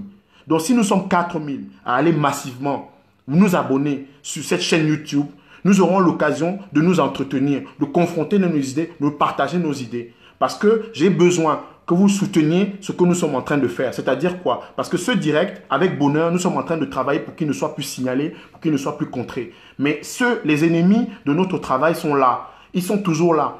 Et ils commencent à signaler tout le temps. C'est pour ça que nous voulons et nous souhaitons avoir une chaîne YouTube où nous pourrons travailler. Donc, la chaîne YouTube, c'est Abdelaziz Moundé-Djibam. Allez-y. Allez-y massivement. Nous avons besoin de 1000 personnes. 1000 personnes au moins pour faire des directs sécurisés sur YouTube. Abdelaziz Moundendimam, c'est la chaîne YouTube. Allez-y. 1412 personnes que je vois qui sont affichées justement, parce que les règles en général sur YouTube, c'est quoi? 1420 personnes, c'est ceux qui se signalent en ligne. Et il y a, par exemple, quand il y a 1400, c'est qu'il y a 3-4 000 personnes qui sont en train de me regarder. Ça veut dire qu'à la fin de ce live, il y aura environ 4-5 000 personnes qui auront regardé le live. Donc, si vous êtes aussi nombreux à me regarder, si vous êtes aussi nombreux à apprécier le travail que nous faisons, de manière collective, à travers les initiatives que je coordonne ou auxquelles je participe, ou à titre personnel, avec ce direct, avec cet engagement citoyen, allez sur la page, allez sur le YouTube Abdelaziz Moundendimam, encouragez, boostons cela. Nous avons besoin d'au moins 1000 d'ici demain pour pouvoir faire des lives sur YouTube et que nous ne soyons pas coupés. Je vous encourage à ça. Et j'ai voulu partager aujourd'hui avec vous un certain nombre d'idées, de passions, de connaissances et puis également de lumière sur notre pays, le Cameroun et notre continent, l'Afrique. Nous continuerons à mesure que nous vous soutiendrez. Non pas ceux à qui on impute la responsabilité du malheur du Cameroun. Il y a 5 ans, et c'est pour ça que j'en suis fier, il y a 5 ans, il y a des Camerounais aujourd'hui qui sont dans la rue, il y a des Camerounais aujourd'hui qui font des directs sur Facebook, qui me regardaient en chien de faïence, qui me disaient que ça ne va mener nulle part, qui me disaient qu'ils sont les amis des puissants. Aujourd'hui, je suis fier de les voir s'engager. Eh bien, c'est ça, inspirer un peuple. C'est ça, inspirer ses frères. J'ai écrit La Révolution des oiseaux. Beaucoup se sont moqués de moi en me disant, Abdelaziz Moundé, qu'est-ce qu'il fout? Qu'est-ce qu'il fait? Son travail, c'est quoi? Non, le travail, l'emploi et le travail, c'est deux choses différentes. Le travail, c'est de s'engager, c'est d'écrire, c'est de taper, c'est aussi de brasser des idées, c'est aussi d'énoncer. C'est aussi ça le travail, mes chers amis. Nous devons changer de mentalité. Et ce changement de mentalité, nous voulons en être les acteurs. Les acteurs, c'est quoi? C'est que vous ne vous moquiez plus des Camerounais qui s'engagent pour l'intérêt général. Les Camerounais qui s'engagent pour l'intérêt général, vous ne devez plus vous moquer d'eux. Parce qu'on s'est moqué de ma modeste personne hier quand j'allais devant chez Bolloré. On s'est moqué quand j'allais devant l'ambassade. On s'est moqué quand je me battais pour que les personnels diplomatiques soient rotes. On s'est moqué de moi quand je voulais et je souhaitais que le ministre conseiller de l'ambassade ait un véhicule après que le ministre Mbela l'en ait privé. On s'est moqué tellement de moi. Mais aujourd'hui, on a des gens qui s'engagent. Et je suis content. Je suis content parce qu'on a inspiré des choses. On a inspiré des choses. Et il ne faut plus vous moquer des Camerounais qui s'engagent. Il ne faut plus penser que les Camerounais qui s'engagent sont vos ennemis. Il ne faut plus penser cela. Parce que c'est pour cette raison, le syndrome stockholmien, que les gens nous dirigent de manière dictatoriale, tyrannique et satrapique sur le continent africain. C'est parce que les Camerounais ne s'aiment pas. Le Camerounais est l'ami des faits, est l'ami des puissants et le bourreau des faibles. Il y a ma sœur Cécile, dis-moi, à qui j'ai préparé une réponse, qui a fait une étude lexicale, entre guillemets, du discours de Maurice Kamto. Elle est coutumière. Elle est très très forte pour taper sur les opposants. Et elle fait des salamalek comme ça, devant le pouvoir. Elle ne dit jamais rien. Cécile, dis-moi, elle est là. Elle ne dit, un président de la République qui est confiné, elle ferme sa bouche aussi topo, silence. Elle ne dit rien. Et quand Kamto, Maurice, sort une cagnotte, elle trouve le moyen de trousser un texte sur le champ lexical. Ma soeur Cécile, dis-moi, j'ai ce texte-là que je vais publier. J'ai envie de te dire, tu es devenu dyslexique. Les dyslexiques dans le débat public, c'est quoi? C'est ceux qui choisissent leur thème. C'est ceux qui ne sont pas capables de dire au gouvernement, ça ne va pas, mais qui tapent. Mais qui tapent sur ceux qui sont en train de vouloir élever notre pays. Vous traitez les autres d'eschatologiques, de gens qui veulent la fin du monde. Qui veut la fin du monde? C'est les gens qui nous font mourir de choléra. C'est les gens pour qui, regardez, Cécile, dis-moi, regardez tous les jours sur Equinox, sur Canal 2 et même sur la CRTV. Les Camerounais demandent où est l'eau pour se laver les mains. 2020, Cécile, dis-moi, et tu oses faire une analyse lexicale du discours de Kamto sur la survie et d'autres. L'eschatologie, la fin du monde. La fin du monde, elle est imputable à ceux qui n'assument pas le pouvoir à des fins d'intérêt collectif et général. C'est ça l'eschatologie africaine. L'eschatologie, c'est cette culture qui est biblique, effectivement, de penser la fin du monde. Mais les opposants au Cameroun ne sont pas ceux qui veulent la fin du monde, la fin du Cameroun. Les opposants ne sont pas ceux-là. Les opposants camerounais ne sont pas ceux-là. Je refuse. Je refuse d'être un Camerounais parce que j'ai vu un certain nombre de RDPcistes qui sont déjà en train de rejoindre des Camerounais qui disaient que le Cameroun, que le président de la République, Paul Biya, doit sortir de son confinement, de sa tanière. J'ai vu Saint-Éloi Bidon pour dire qu'il y en a marre. Hier, on a insulté des gens. Et je n'étais pas entendu, Cécile, dis-moi, moi. Je n'étais pas entendu sur ce cas. Quel est ce pays, le pays dans lequel nous vivons tous les deux, et où tous ensemble, le président Macron est tous les jours sur le pied de guerre. Il a déclaré la guerre. Il est tous les jours sur le pied de guerre. Il est là. Il a rencontré Didier Raoult. Il va s'adresser à la nation française lundi. Ce sera le 3e discours. Troisième discours à la nation. Le président Nana Addo est à son 4e discours. Quatrième. Le président Macky Sall, 2e discours. Le président Ali Bongo, qui est malade, convalescent, a déjà parlé 3 fois aux Gabonais. Il y a 110 pays dans le monde où le président, le premier ministre qui a un rôle de chef d'État se sont exprimés. La reine d'Angleterre a parlé, 90 ans. La reine d'Angleterre, 90 ans, elle a parlé à son peuple. Et vous voulez nous dire que le président Biya, comme M. Babouke nous a expliqué, M. Babouke, si le silence du président est d'or, c'est que le pays dort. Si sa parole est d'argent, c'est que nous en manquons. Vous avez utilisé une expression, M. Oswald Babouke, en disant que le président de la République est un logiciel qu'on ne programme pas. C'est un analphabétisme numérique. M. Babouke, le logiciel, ça se programme. Et le logiciel, c'est une mise à jour. Si on n'a pas de mise à jour, on n'a pas de logiciel. Vous imaginez que Microsoft, que Bill Gates ait autant d'argent si les logiciels n'étaient pas mis à jour, M. Babouke? Mais enfin, arrêtons de filer des métaphores qui n'aident pas des jeunes comme nous, des jeunes comme vous. Des jeunes comme vous.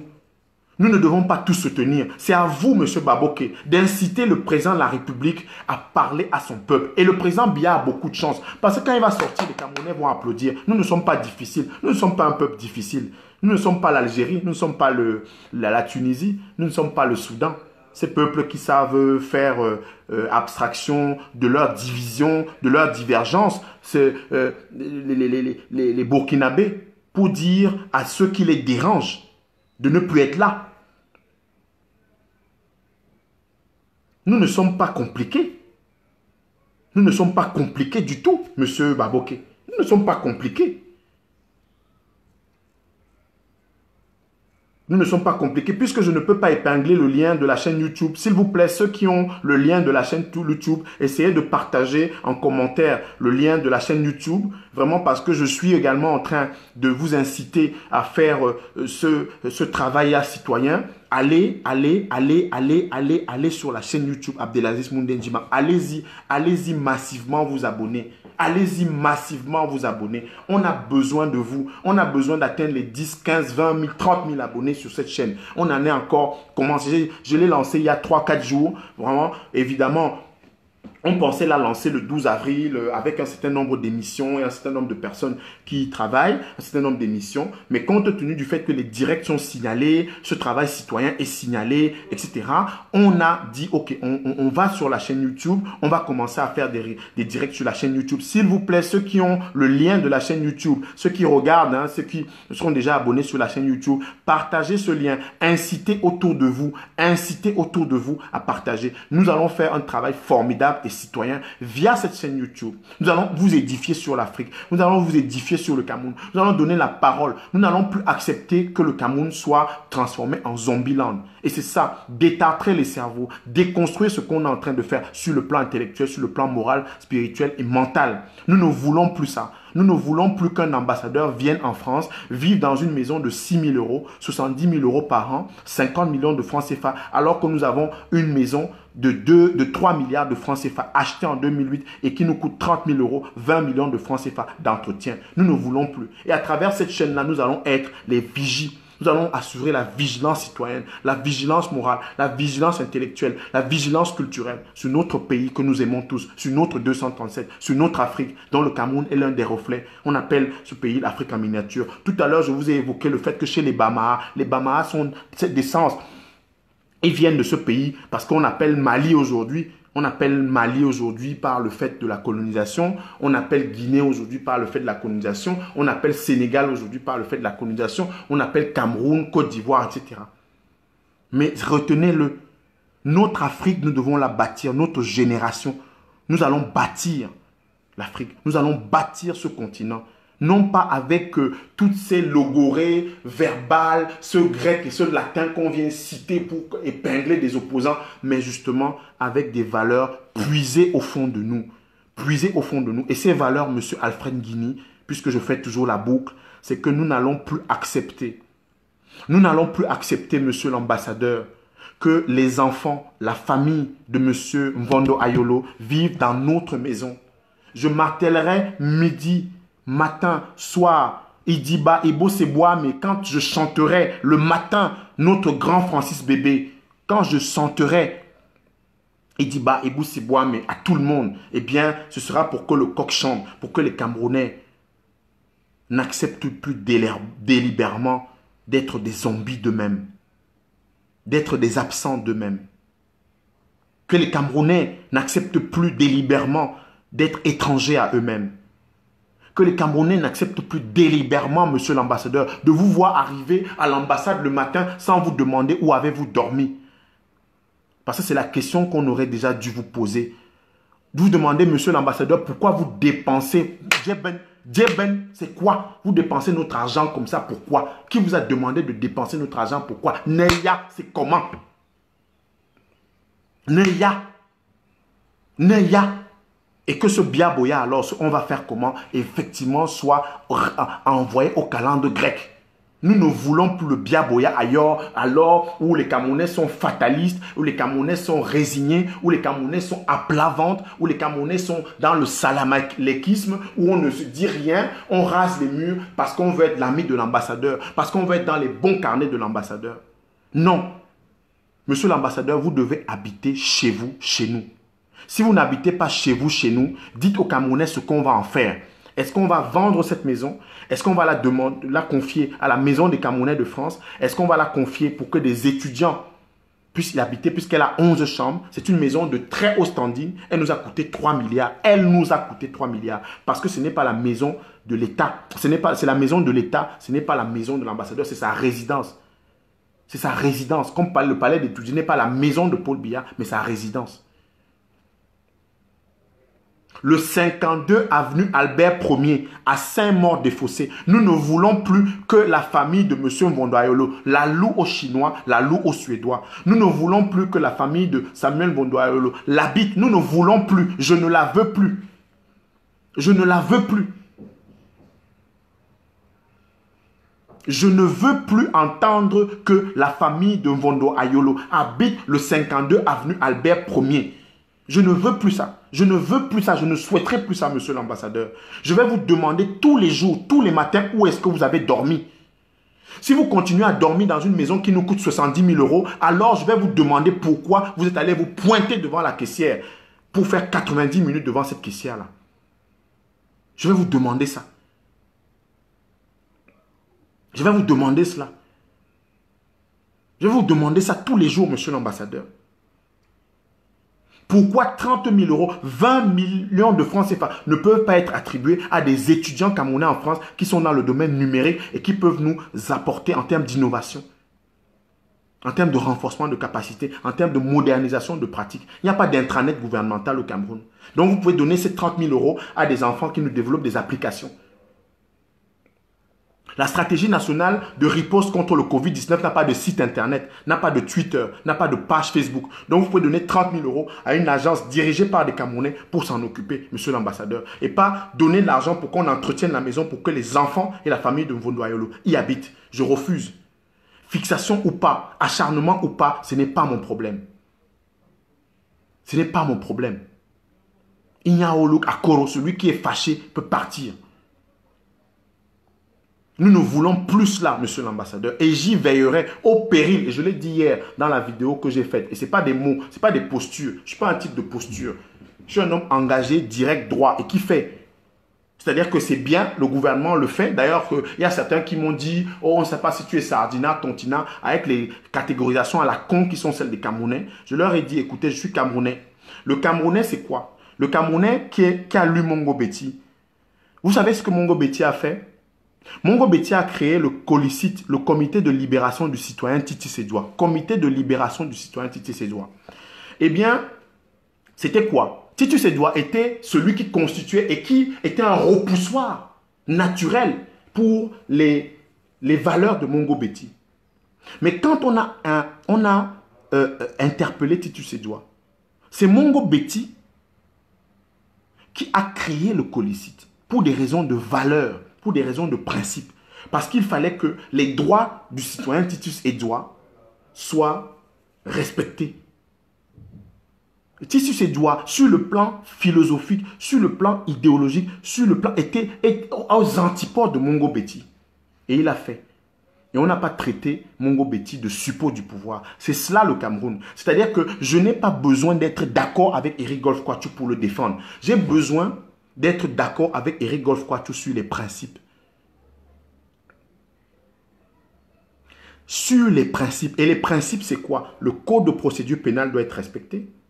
Le bloc de constitutionnalité de la Constitution du 18 janvier 1996 doit l'être également. Lequel bloc de constitutionnalité, je le rappelle, proclame l'attachement des Camerounais à un certain nombre de valeurs contenues dans des conventions ratifiées par le Cameroun, promulguées par l'Assemblée nationale,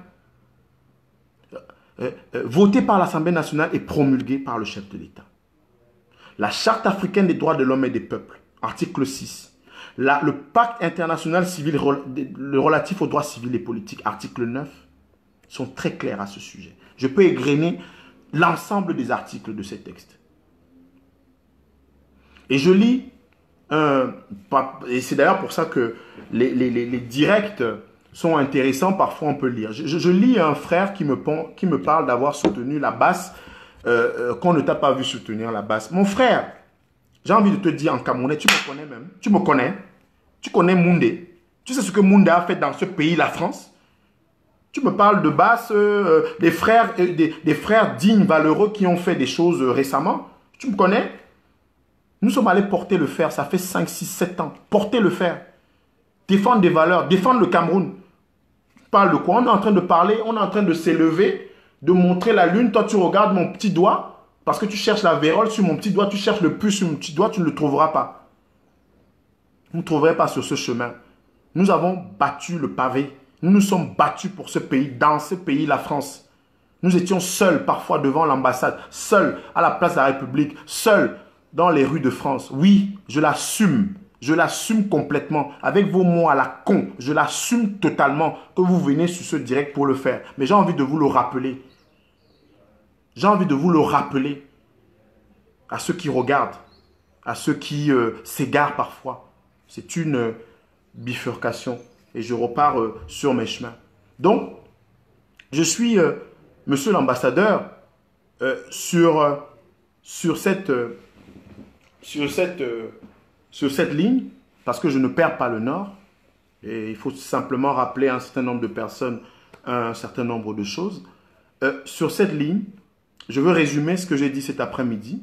Et je remercie ceux qui sont restés fidèles à l'écoute, ceux qui sont venus écouter ce direct. La correspondance que vous avez adressée à M. Ketchanké, justement, qui est la confirmation d'un certain nombre d'indications que nous avions par rapport au fait que Eric Golf Kwachu, notre frère et confrère journaliste, est en train de pâtir et le fusible de votre rivalité avec M. Ketchanké. J'ai simplement souhaité que vous compreniez qu'il y a des Camerounais qui sont vigilants et qui le seront de plus en plus.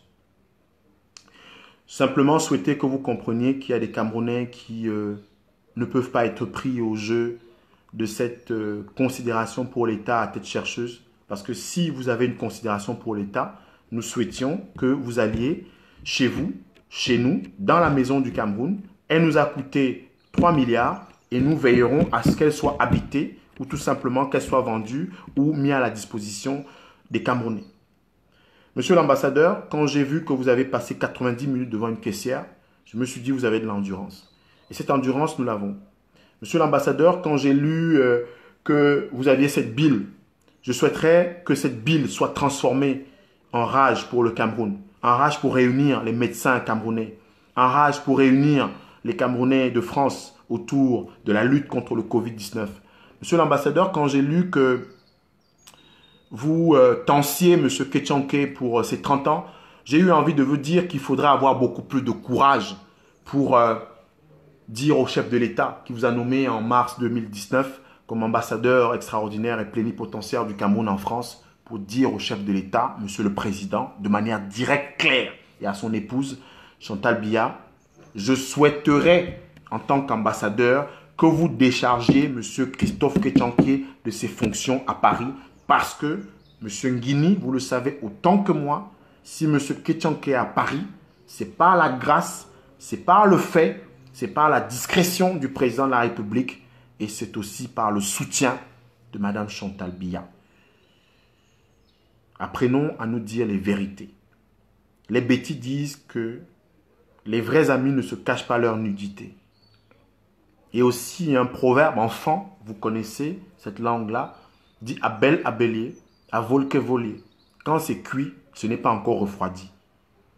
Nous n'allons pas laisser que notre pays soit le zombie land auquel il est promis. Et nous le disons clairement, au péril de nos vies, au péril de notre confort, au péril de notre tranquillité, au péril de nos plaisirs et au péril de tout ce qui nous est cher. Moussa Ngomben Abignon, que la paix soit avec vous. Abonnez-vous à la chaîne Abdelaziz Moundendjimbam. C'est votre chaîne, c'est notre chaîne. Nous allons lui faire un formidable travail citoyen. Abdelaziz Moundendjimbam, c'est sur YouTube. Ça nous permettra de travailler, ça nous permettra d'échanger, de nous confronter, d'avoir même des bagarres idéologiques et culturelles ou en termes d'idées. Tout simplement. Vraiment, je vous remercie. Je suis très content qu'on soit resté aussi longtemps. Je remercie toute l'équipe derrière qui se bat sur le plan informatique pour que ces directs ne soient pas signalés, qu'on tienne. Je remercie tous mes frères et sœurs, mes amis, mes frères et sœurs de combat, ceux qui pensent sur le plan citoyen qu'un autre Cameroun est possible. Je les remercie, mais vraiment grandement pour le travail qu'ils font. Pour le travail qu'ils font pour que cette chaîne soit boostée, pour que ce travail soit diffusé et également que ces idées aussi prennent le pas sur ce zombieland auquel je ne veux pas être le citoyen, je ne veux pas être promis, ce zombieland dans lequel je ne veux pas être le citoyen, ce pays, le Cameroun, où je souhaite être à la fois le fils encore fier, mais surtout le pays de Mongo Betty, de Francis Bébé, de Manu Dibango, de Claude Ndam, de La Rodia, de Ndamjoya, de Njoya, de Madola, de Eko Roosevelt, d'Anne Marinzier, de Samuel Eto'o, de Roger Mila, de Thomas Nkonou. Ce pays dont nous devons être fiers. Et monsieur l'ambassadeur, Alfred Nguini, je vous adresserai tous les matins, tous les soirs, des messages. Des messages, jusqu'à ce que ces situations soient résolues. Moussa Ngomben Abignon, que la paix soit avec vous.